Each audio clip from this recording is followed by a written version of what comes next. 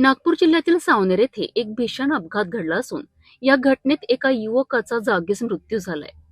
या घटनेमुळे परिसरात मोठी हळहळ व्यक्त केली जात आहे. ही दुर्घटना मधुमालती मंगल कार्यालयाजवळ घडली आहे.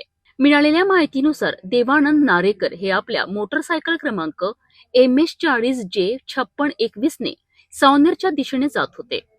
त्याचवेळी समोरून येणाऱ्या मेटाडोर क्रमांक MH31W6607 ने त्यांच्या मोटरसायकलला जोरदार धडक दिली. हा अपघात इतका भीषण होता की देवानंद नारेकर यांचा जागीच मृत्यू झालाय. दरम्यान मोटरसायकलवर मागे बसलेल्या बेबीबाई माणिकराव पांडे वय 70 वर्षीय या देखील या अपघातात जखमी झाले असल्याची माहिती आहे. घटनेची माहिती मिळताच सामाजिक कार्यकर्ते हितेश बनसोड यांनी तात्काळ उमेश पाटील यांना कळवलेत. यानंतर सावनेर पोलीस स्टेशनचे पथक तात्काळ घटनास्थळी दाखल झालेत.